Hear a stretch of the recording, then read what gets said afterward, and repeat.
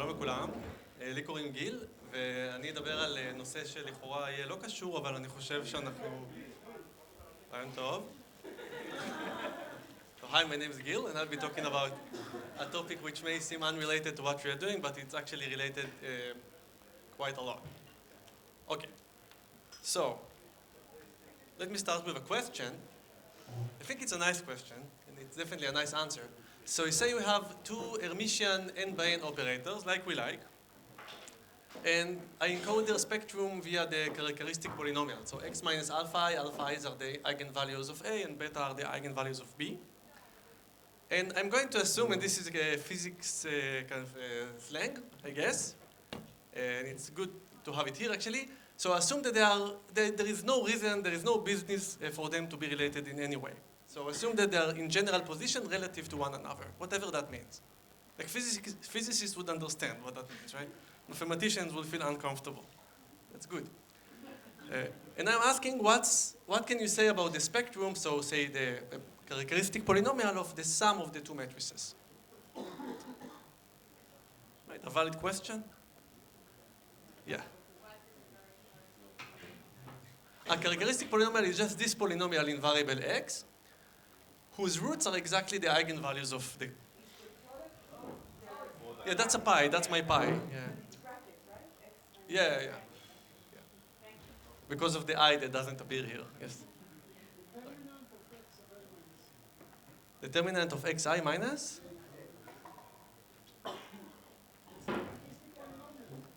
This is if they are completely correlated, right? Of the determinant of? Ah, okay. I thought you answered, okay. Right. So, it turns out that the answer, which is extremely beautiful, is as beautiful as you can hope for. Yeah, right. You're quick to catch.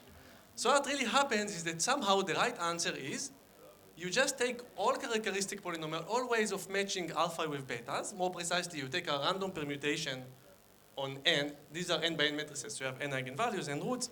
So you take a random permutation, and within that expectation, you take the expectation of this polynomial, and this polynomial shuffles the betas according to sigma. Yes. This is the weird thing. This is my... Good. Yeah. So, yeah. Expectation meaning sum divided by number of permutations? Yeah, exactly. Yeah. Again, you take some permutation. Right. Yeah, and then what is h and 5h? Right, so here you have, once you fix the permutation, you look at the characteristic, you look at this polynomial, whose roots are, you go one by one over the eigenvalues of A, and you add to it, which is this addition, you add to it, like analogous to this addition, you add to it the sigma k eigenvalue of B. Oh, it's k, okay. It's k, oh, come on, that's it. Sigma of k, yeah. Right, yeah. Yeah, that's what I said. Of course, if this is the same matrix, for example, it definitely doesn't hold. But I said, assuming they have no business being correlated with one another, right? And I'll be formal later on, but yeah. Are beta and alpha ordered in some way? Yeah, I just order them in any way because the permutation doesn't care about order, but actually later on we will care. Yeah, I would imagine it would have been famous. And it's a theorem that follows from finite free probability. So it's something that is a corollary of what Marcus Spearman and Srivastava did. Yeah. They don't cite anyone from before. Right? It's a cool thing, right? It's as beautiful as you would expect. I mean, right? Okay, good. But why am I telling you that? I mean, what's going on here? So what's the plan? So we just finished the final exam of the course. That's the last question. And then the next thing is going to be the bottom line. I'm going to tell you why you probably should know or be familiar with free probability. And from there we'll move on and I actually discuss my contact point with free probability, which is, I think, a good way of introducing it without going into the details so much, because we have...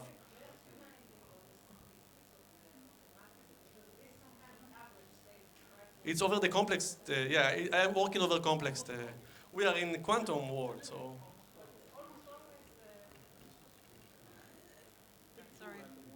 almost always picking a random matrix means picking it with some measure, It's not a random matrix. These are two potentially structured matrices, but they are uncorrelated relative to one another in some sense.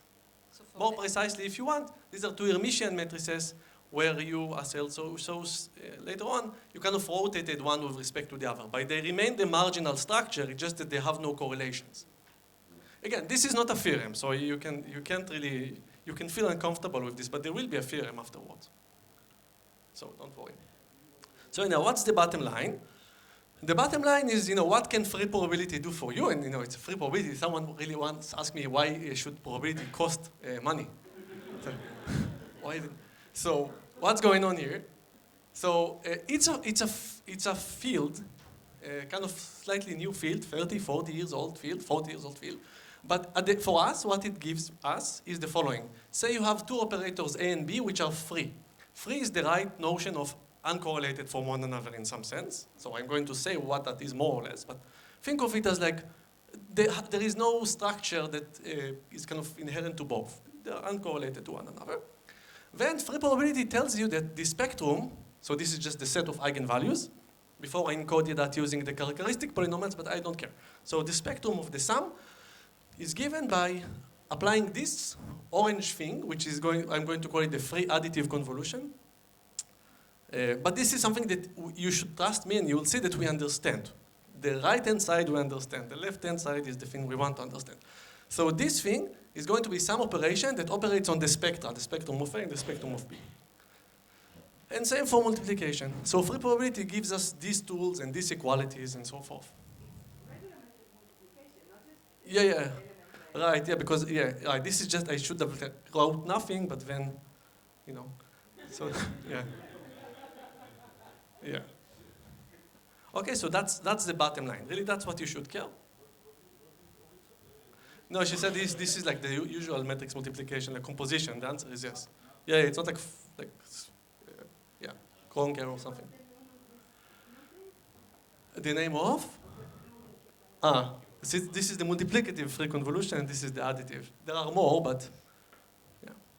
Right, so these are amazing because, I'm new to quantum information, quantum algorithms, but already I know that, sometimes your matrix is built from atoms that you do understand, like local Hamiltonians, and you sum them up, and you understand the eigenvalue structure of each, and you want to understand, well, assuming there is no structure, what's going to happen to the spectral gap, which is encoded in the spectrum.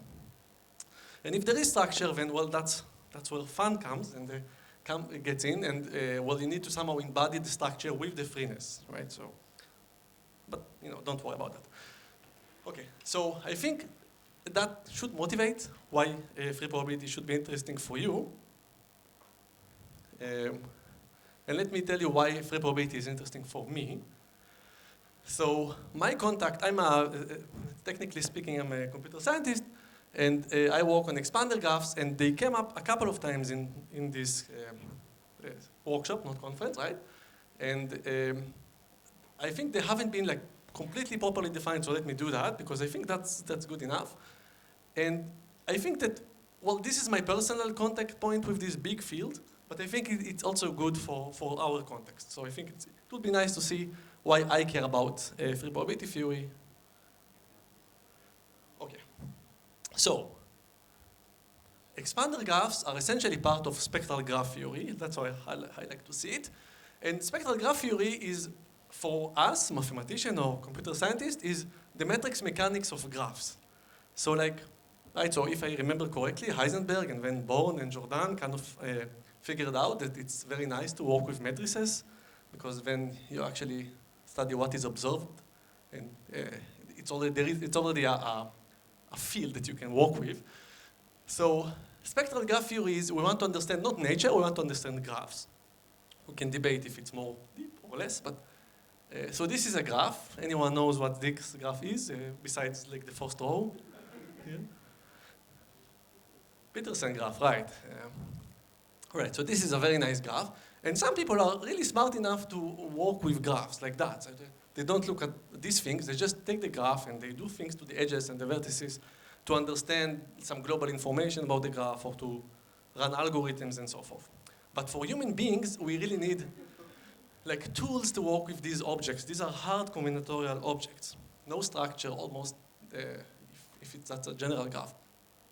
So spectral graph theory, what it does, it tells you, don't look at this graph. Look at the agency matrix, which actually Dorit just talked about. But this is just a matrix which is indexed by the rows and columns are indexed by the vertices, and you have a 0 or 1 depending on not of whether there is an edge between the corresponding two vertices. Okay. And don't stop there. That's like what computer scientists are always doing. They kind of represent the graphs this way in memory, but don't stop there. This is an undirected graph. There are no arrows. Everything is bidirectional.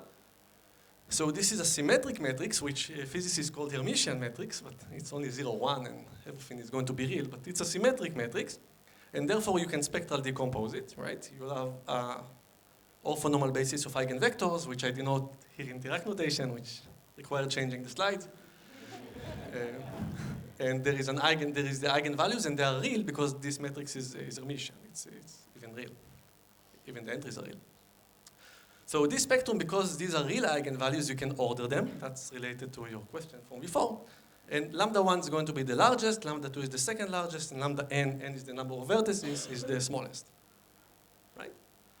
Now, spectral graph theory tells us that we should look at this structure. I mean, these eigenvectors encode better the graph structure than just like some arbitrary, like, the basis, the usual basis of standard basis and so forth.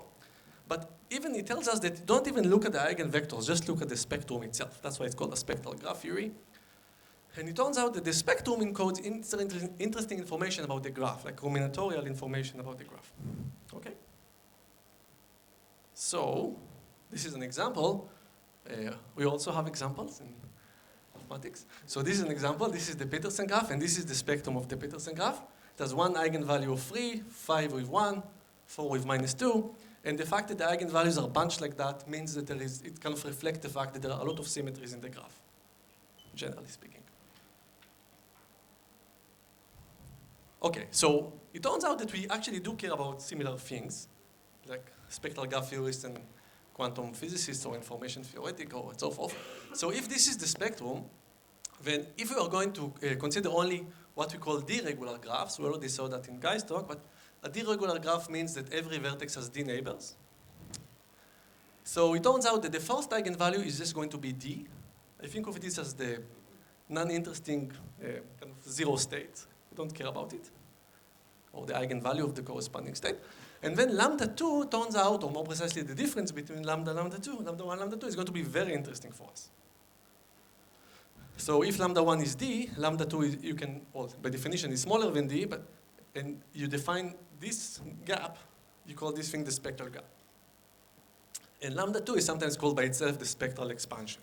So we really mind this gap for some reasons. Okay? So once we have a graph with large gap, we can use it in algorithms, in data structures, in codes. Actually, the field of theoretical computer science, coding theory, cryptography, and so forth, would have been different if this weren't known or existed. Okay, this is crucial. Yeah. Maybe it's just technical, it's not really that important, but why do we care in the spectral graphing, the spectral gap in the graph between the biggest and the second biggest? While we, like in physics, we usually think about smallest energy and second smallest energy. That's a good question. So the question was why we care about, if I understood correctly, the largest rather than the smallest. And that's a good point. Actually, the right metrics to look at, but I didn't want to put it here, is not the one that I mentioned, but actually the Laplacian, which in this case is exactly reflecting this. So it's going to be d times the identity minus the matrix I wrote. I just didn't want to say that, but the effect on the eigenvalues is clear. It's just this becomes 0 and this becomes d minus lambda 2, which is actually larger, yeah. But yeah, don't worry about it. Good. Okay, so, right. So what are expanders? So you hear people say expanders. It's not kind of a well-defined, it's kind of a meta definition. You can define it in several ways. But in our context, expanders are d-regular graphs. And you should think of them as small, like 5 or 10 or whatever. And the graph is going to be on n vertices, which is much larger. I think of family of expander graphs, like also physicists think. thing. And we say that such a graph is an expander if it has a large spectral gap. So lambda 2 is far away from D. Okay? And we love expanders. Again, I can't stress enough. I mean, I think that expanders, without expanders and polynomials, we have nothing to show. All of our constructions are based on that. We don't move bits. We work with polynomials or with those things. Okay. And not only we love expanders as from the algorithmic perspective, we care about constructing expanders. We want a graph which we can actually compute and work with in the algorithm. So we really want efficient way of generating the expanders. So that's what we really care about. And it's kind of, Alex is here, so it's kind of weird to say that, but that's actually the reality. In one of the most generous gifts from mathematics, computer science got optimal constructions of expanders, namely efficiently generated expanders which are actually optimal, which is extremely rare to have. In other problems, we don't have those things. And turns out that the right number, so like the optimal value that you can attain, is this thing. So lambda, it should be lambda 2, sorry. Lambda 2, the second largest eigenvalue, is this number twice the square root of d minus 1. So I don't want to get into the details of Alon Bopanda, but you can't beat this bound asymptotically, and what they gave is a construction that... Yeah, but asymptotically it will be. Yeah, so that's why I didn't want to. Yes. And these graphs are called Ramanujan graphs. For historical reason, you can ask Alex why. Okay, so actually already from the get-going, from the mid-80s, I think, more or less, like the journal is 88, so I guess it was before, we had, we are done. We had this explicit construction of expanders. You can't beat those, so, But nonetheless, people did want other constructions. They wanted to play with them. These are quite hard to understand if you are not like a group theorist and so forth. And so I want to tell you about a different construction, okay, which will be the way through to free probability. But any questions so far? Yes. What do you mean by generating? Right, so there is an efficient algorithm that produces the graph. There are two ways to think about it. Either like given n and d, you just spits out the entire graph in polynomial time in n. But actually these graphs are stronger. What really happens is that the graph can be exponential in size, and what the algorithm actually does, it gets the name of a vertex, and it spits out its neighbors, for example, the name of its d neighbors. That's strongly explicit versus weakly explicit if you... In polynomial time. In polynomial time in the input length, yeah. Yes?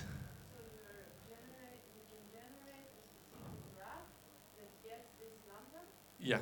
Why somebody wants this specific lambda? Right, so the question was if you can generate a graph with this specific lambda. So this is just the best lambda. We want lambda to be as small as possible. I didn't say why, but this should be lambda 2. So d minus lambda 2, I want it to be large. I want large spectral gap.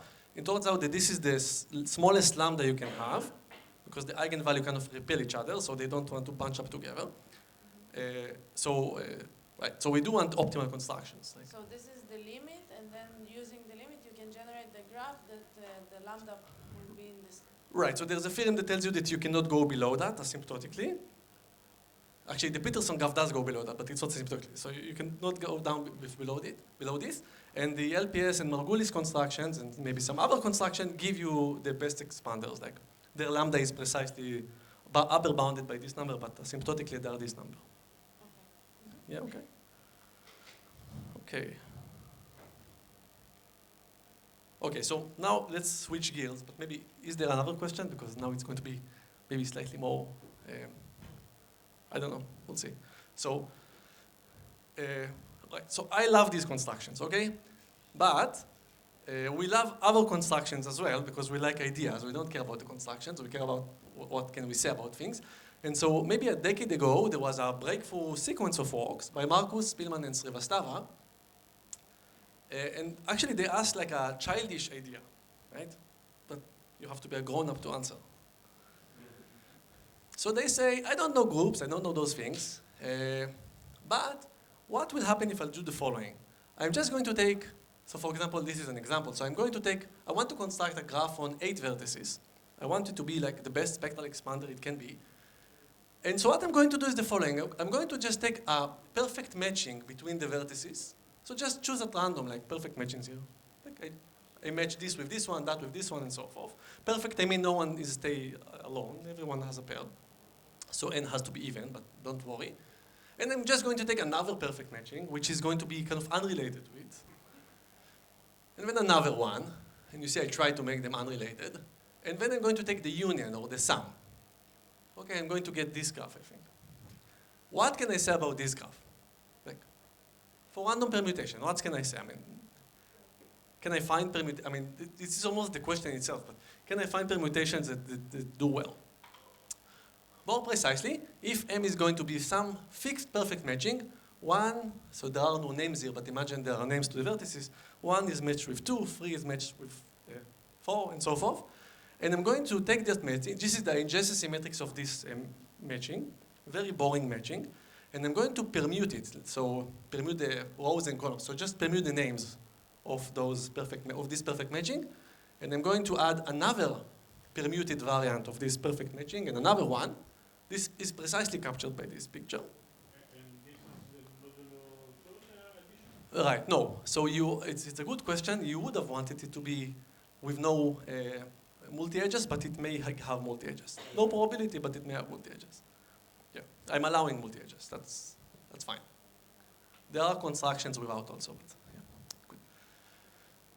Right, so I'm looking at this matrix, and I'm asking, what's the minimum of all free leg permutations, independent, uncorrelated permutations, of the second largest eigenvalue, lambda is lambda 2 from here on, of this graph. This is just the graph, or more precisely, the adjacency matrix, which I think of as the graph itself, if you don't mind.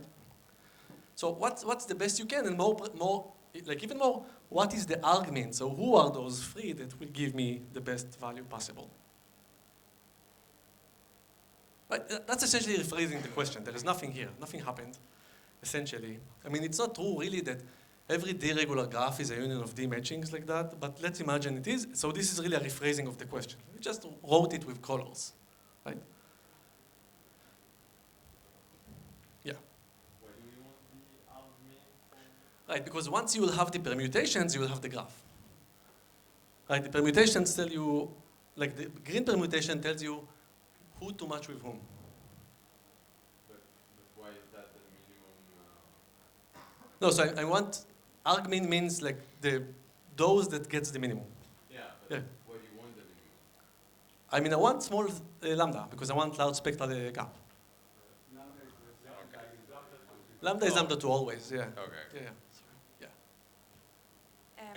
You chose here 3 permutations because you wanted a graph of a specific D? Yeah, exactly. Right. So this corresponds to a free regular graph, and generally you'll take the sum of D independent, like copies of these things. Yeah. Thanks. Yes. If you allowed multi-edges, it's not going to be 3 regular graph, don't you? It is regular, because the regularity means how many edges lives, and that's fine. You can go and ask, can I get a like simple graph with no multi-edges? Here there are no self-loops anyhow, but don't worry about that. Yeah, you can. Yes. This is like a childish question. I feel like you need to be a pretty smart Yeah, exactly. to ask about. You're right. Right, so let's see. So the question was, this is childish, but how can a child solve it? No, no. So, okay, so there are two, like many, but two, and I'm jumping here like crazy, but there are 2 good ideas here. The first idea is to stop asking questions about the spectral gap, and to stop just working with the information hidden in the spectral gap, which is actually a thing we always do in theoretical computer science, and work with the entire spectrum, the whole information, right?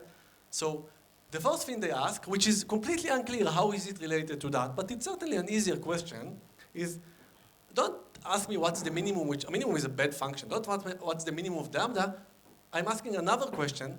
What can you say about the expectation, right? Expectation is easier generally, when I sample 3 independent permutations, and I'm looking at the characteristic polynomial of this graph. Right, recall this is just what appears above.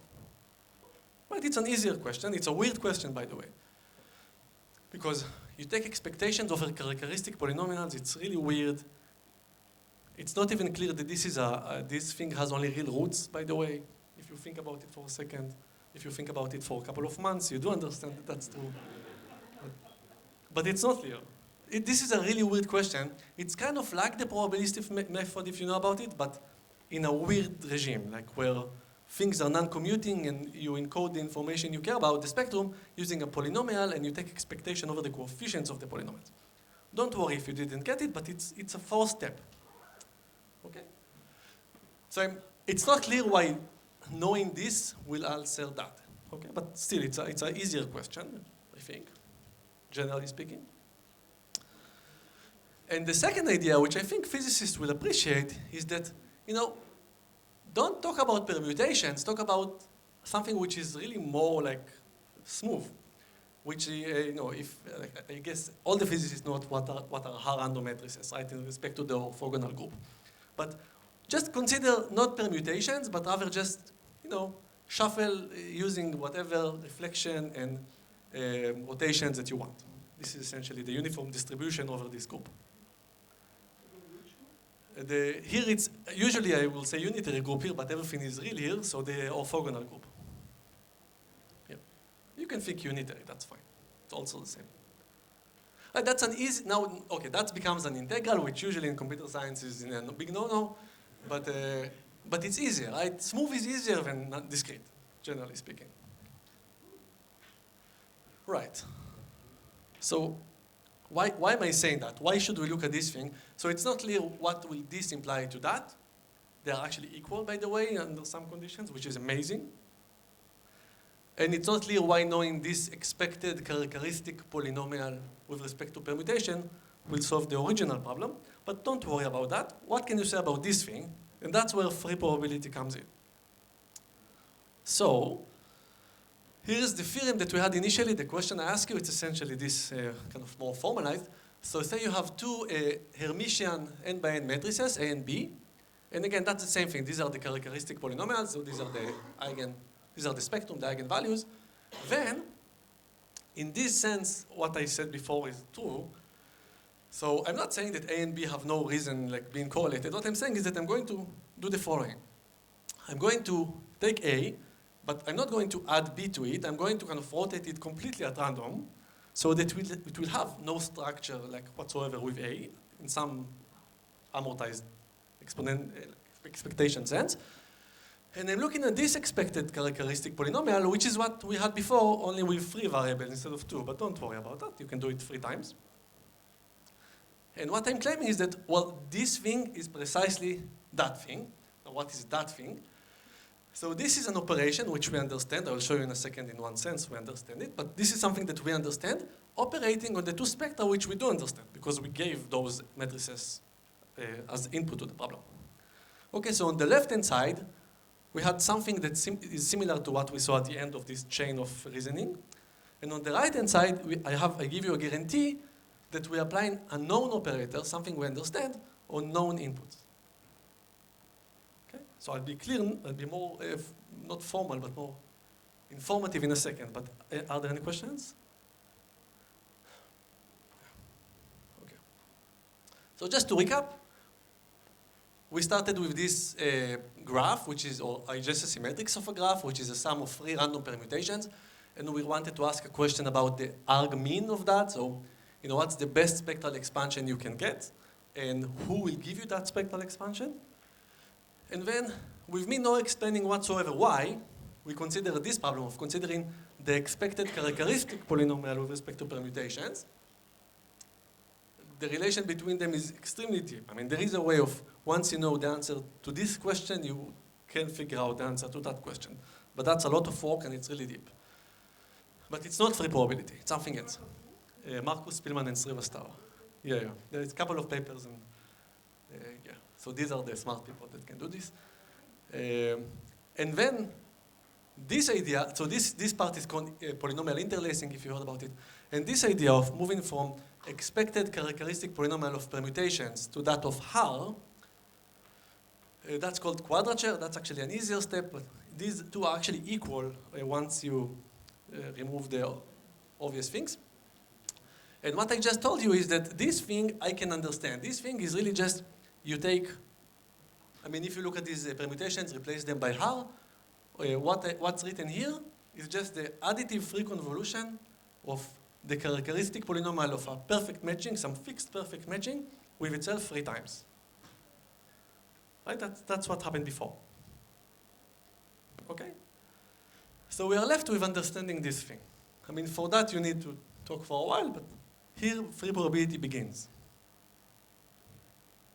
And so what is this thing? Like, what can I tell you about this additive free convolution? Or, yeah, of course. Right, that's a good question. So I'm not minimizing. So I started with our minimization problem. And then this arrow hides something that tells you that if you understand this as a polynomial, you understand the minimum here. So just that this means that you're doing the expectation value with respect to particular permutations. no, this is in the mean. There are, because here you minimize over the permutations, Yeah. so you find the optimal P1, P2, P3. Right. And so I'm telling in the other you. one you're doing expectation value. Yeah, exactly. So the question was, here I'm doing minimum, here I'm doing expectation. So Of given P1, P2. no, these are not given. So what are these? These are just completely random, independent random permutations. Random permutations. Yeah. And they're supposed to be. No. So right, this should be different colors. This is like P1 star, P2 star, P3 star. So here I'm minimizing also overall permutations, but in my mind the argmin is some specific instantiation of those. And here I'm just taking expectation over all and free like independent permutations. Over all the types of permutations, Yeah. you're taking the expectation value Right, of that. which is Okay. typically much easier, right? Like, Okay, now I understand. Thank you. Just to make sure, these are permutations or matchings? No, these are permutations, but you see you conjugate the matching with the permutation, so you get different permutations. Yeah. So is it clear? I mean, even actually, if it's not clear, I'll actually move to that part anyhow. But no, I mean, you don't have to understand that. That's what I meant. Not that I'm going to do that. Okay. So, but let's do that. Okay. So yeah. So what is this additive free convolution? So this is a theorem. There is an asterisk. It's not really a theorem. It's a theorem, but it requires some assumptions. But like, it's enough for us. It is a theorem in most cases. Even if it's not a theorem, by the way, it's true. We don't know how to prove it. So let's say you have an n by n Hermitian matrix, and now I want to encode. It's going to look silly, but actually it's deep. I want to encode the spectrum of A not by the roots of some polynomial, but actually by the poles of some function. Okay, so I'm considering this function. It's called the Cauchy transform. So what happens? Okay, so there is a normalization, but instead of multiplying x minus lambda I, you sum over 1 over x minus lambda I. These are the eigenvalues of A. So you see you have a pole exactly at the eigen... Sorry? Yeah, exactly. So this thing, if you want to consider it with respect to the characteristic polynomial, just the log derivative, f prime over f, but okay, that's fine. Sorry? Yeah, the log derivative. You need to derive the log. I think you need to derive it. Okay, okay. Yeah. So it just is another way of encoding things. It doesn't matter for us much, but it does when you care about things. When it turns out, I'm going to actually tell you precisely, and here the 2 comes back, I'm going to tell you exactly what is lambda 2 of the sum of dAs. The additive free convolution of dAs. Right? That's what we want. And now, I mean, you may not like the answer, but that's the answer. That's equality. So what you should do is the following. So this number, right, that we care about, just the spectral expansion. I'm using the entire spectrum to understand the spectral expansion. So the spectral expansion is d, which you know, times x0, which I'll talk about in a second, minus d minus 1 over this g evaluated at x0. So once we know x0, we know what to do. And x0 is the largest real solution to this equation. So you see, it's just some equation. It's d minus 1 times the derivative of g plus d times the g of x squared equals 0. So it turns out it has real. I don't remember if it also has complex roots. I forgot. never mind. But the largest real solution, that's safe to say, the largest real solution there is a real solution. The largest one that's denoted by x0. Plug in it here, you get the answer. So in that sense, I'm saying that we understand the additive free convolution. So the other solutions are related to other eigenvalues? Or? No, it's not like that, yeah. The questions? So the question was, actually, I can invent a question, right? Because like, no one hears. No. Okay, no, the question was whether the other solutions are related to the other eigenvalues, like lambda 3 or something, but it doesn't work like that. And have you defined the free convolution of matrices? So, right, that's a good question. There is a definition for that, of course. Here I didn't define it. What was the question? Sorry. I didn't hear Yeah, it. just a second after you asked me to do it. Right. So did I define this box? Yes, that's what I my didn't. question. There is a definition, but I was given like so many minutes. So what I did was I considered an operative definition. I never defined that, but I defined lambda 2 of that thing. Right. So I never told you what is the additive free convolution, but I told you two things. I told you that you know the lambda 2 of the additive free convolution of things that you already understand. If you know A, you know G, and therefore you can compute lambda 2. But we don't know, but you know, right? I know, yeah, of course. And another thing, well, you can think of it as a definition, right? So another way of thinking of this thing is, it's that thing. Can you give an example? Yeah, right, good, yeah, good, yeah. So, what can I say? Yeah, so I didn't define it to you all the way because I can't, because of time. That's it. But can you give an example so that we understand give an what's example, this yeah. plus this? I'm definitely going to give an example now. But this is the theorem. Yeah. Yeah, these are the lambda I of A. Yeah, right, so. אני רצה. Oh, sorry. Okay. Yes, Wait, please. wait. Hey, No, I actually wanted to optimize. But here it's the 2 of A blue A, and in the other slide it was A blue B. Yeah. Okay. Life. But, no, but it was A, because it's lambda m with itself. So, there are type issues. Here the additive convolution is with respect to the chi and not the matrix itself, and so forth, but it's the same m. There is a formula for different A's. Yes. Can you come back to the other slide? Again, maybe it's again a stupid thought completely, but the fact that you called this G and you have the 1 over the eigenvalues kind of give me vibes of like a green operator. Is there a green operator, if you know? Green function? Is there a connection? I don't know. Okay. Yeah, I'll be happy to ask you that question afterwards. Sorry, but I will continue just to give the example because I promised to read an example. So here is the example that we started with actually. So let's rederive these 2 square root of d minus 1 that we initially talked about. So what we're doing here is we consider this theorem that I showed you. This is the gist of the theorem. With A, which is taken to be the perfect matching, just a perfect matching. 1 is connected with 2, 3 is connected with 3, and so forth. What are the eigenvalues of a perfect matching? Besides, like, people I know? It's a fun question. What are the eigenvalues of a perfect matching? Plus minus 1, amazing.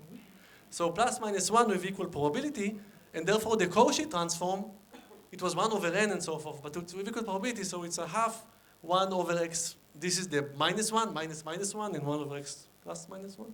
So anyway, the Cauchy transform is this thing. This is something that you can compute easily. You can find its derivative, and once you know its derivative, you can just plug it here and find x0. It turns out that x0 is this thing. I'm not going to show you the details, but it's very easy. And then the theorem tells you, well, once you found x0, you just need to put it here in the upper equation. And when you do that, you get twice square root of d minus 1. It's really an easy derivation. Right? So the problem of understanding the eigenvalue structure becomes a problem about solving like calculus problem, which is easy. And even if it's not easy, a computer can do it easily. Okay? So, in the last 3 minutes that I have, But he said no.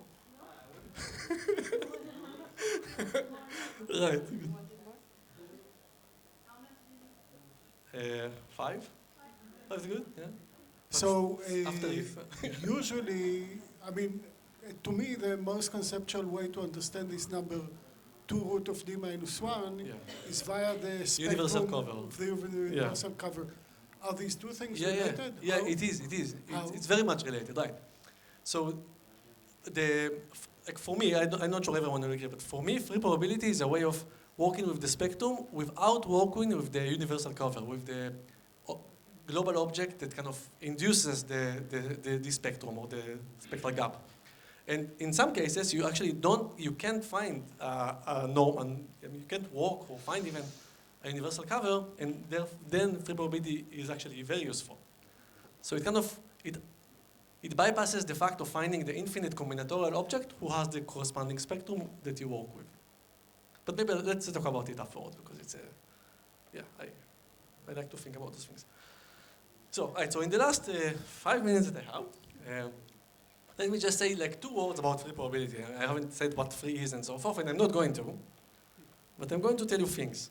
So what is classical independence? I mean this when people say, these are only 4 rows, nothing can happen here, right? But actually something does happen here.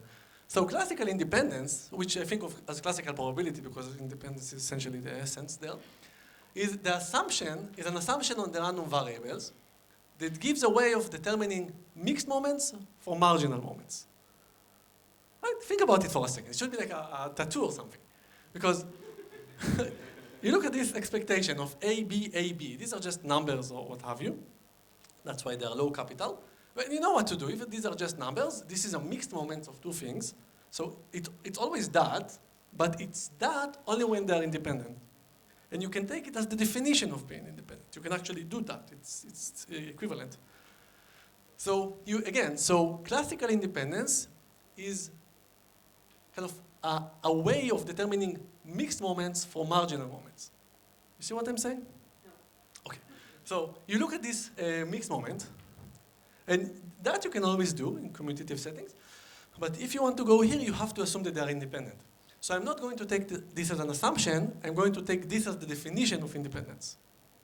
Right. And that is equivalent. For random metrics, for most random variables, it's equivalent. Good. So you see, there is a rule here. They tell you if you want to understand the expectation of this thing, count how many A's you have, how many B's you have, and take the product of the expectation of A to how many A's you have times the expectation of B to how many B's you have. Now, if you are going to axiomize, and people have done this, what else would you consider to be a good kind of way of doing that? There is only one other answer of having a formula that tells you how to derive the expectation of a mixed moment from those of the marginals. There is only one other way. There is actually a third way, but it's weird. So there's only one other way of doing that, and that's free probability, actually. So axiomatic-wise, mathematically, it's a beautiful thing. Just the other thing the probability course we never took. And just to give you an example of its weirdness, the expectation of AB in free probability, now these are like actually abstract object or matrices if you want, so you don't know they are commutative. So it turns out that if A and B are free, it turns out that the expectation of this thing has almost nothing to do with the expectation of A squared times the expectation of this squared. It's actually this thing. You see, you take the expectation of A squared times the expectation of B squared, and so forth. Actually, the only thing that doesn't appear is the expectation of A squared times the expectation of B squared. And so, just one last slide. You can ask, why have we never met free probability, free random variables? So there are 2 reasons, at least for computer scientists. First is that commuting random variables are never free unless they're constant. So it's a non-commutative phenomenon. But we work with matrices, so why haven't we found them? Well, it's second thing, freeness never happens in finite dimension. It requires infinite dimensional operators in some Hilbert space, like physicists love actually. So you really need to do both in order to see freeness, to have the chance of seeing freeness at all. No, yeah, so, yeah. A theorem, yeah. No, right, it's a theorem, right? So So freeness is the only other way of determining mixed moment for marginals, and you can develop the theory, and you can show that once the operators are finite dimensional, they cannot be free from one another. Now that's in contradiction to the entire talk, which I did end by end, matrices and so forth, but that's fine, don't worry. There is a finite version of free probability. Too much, don't worry. Yeah, talk to me, that's fine. Yeah, right, no, but yeah, there's a lot to know, I think. So if you want to know more, I put some links. And also you can talk to the other Gil Cohen, or Tamara, or Talia, or Gal, which is not here. All of these three students are here, and they will be happy to talk to you about free probability, right? Yeah.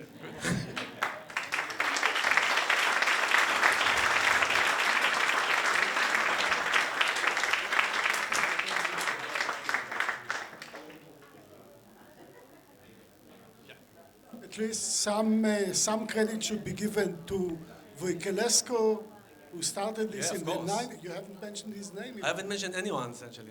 Yeah. That is a theory that No, there has are a many. very clear originator. Yeah, but yeah, of course. Voikelescu, Dan Voikelescu. Yeah, I didn't took any credit. I never talk about my own work.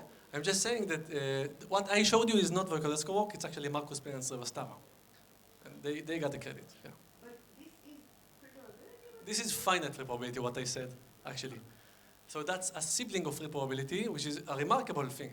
So freeness appears only in infinite dimensional operators, but MSS wanted to work with matrices. So what they did was to have like a freeness-free theorem. So they had free probability with no freeness, because there is no freeness in finite dimension.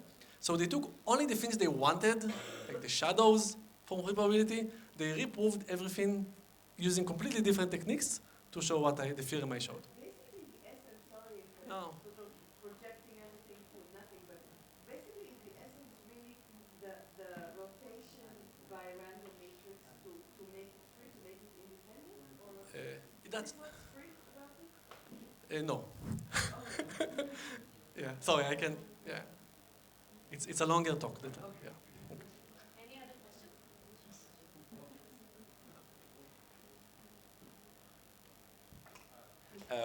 When you relate the operation on the matrices to the expectations, actually for the expectations is the simplest way to think about that, to think about indicator functions. Because if you have indicators, then these expectations, it's just the probabilities, and for the independent, you would have just intersection of your, it's the simplest way to think why it is true. I mean, not for this slide, but for the slide about expectation, where you. Yes. Ah, I see. Like yeah. Here or something? Yeah. So the simplest way to think about that, to think just about indicators. So because if you have indicators, then it is absolutely clear, because the probability of the intersection is just multiplication of the probabilities for.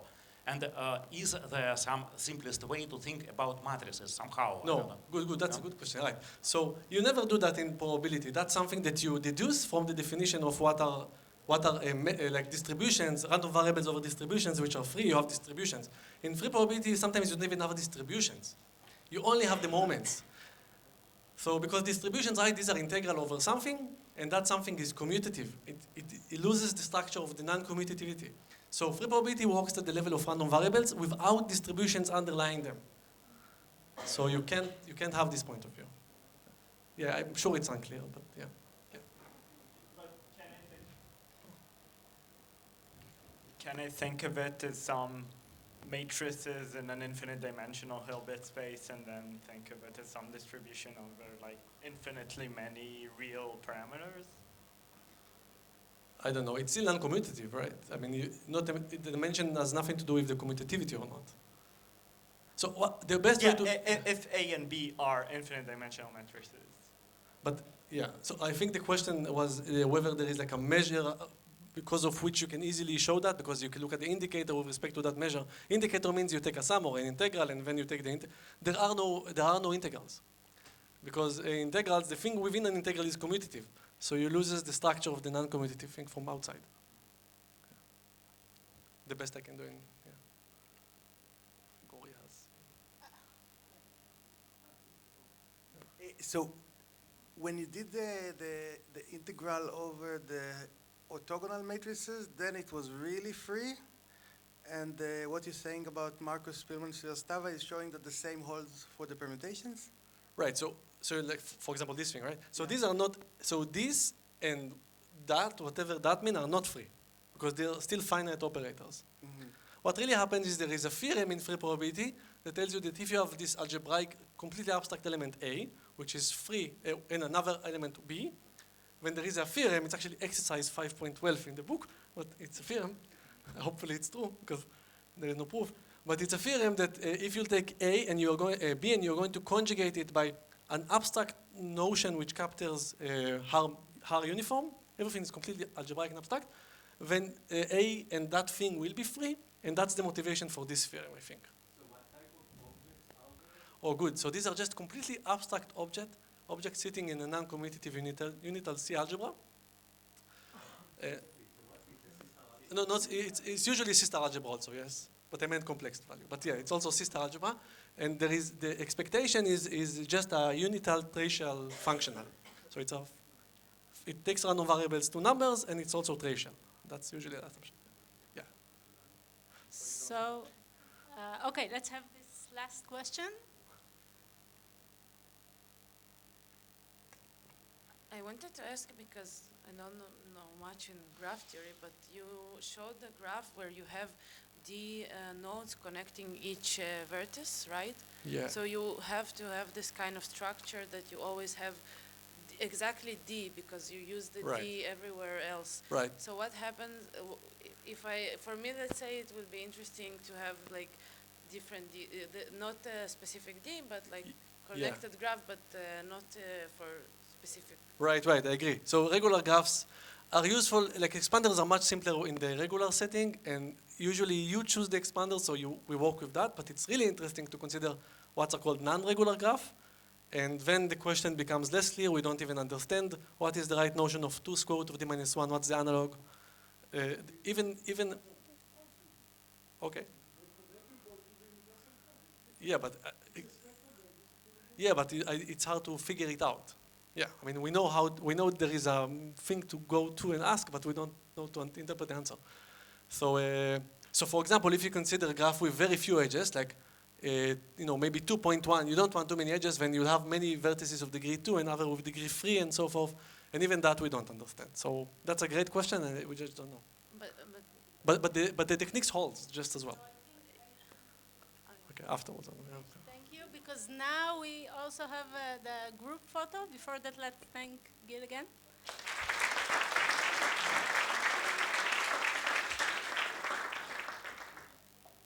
I guess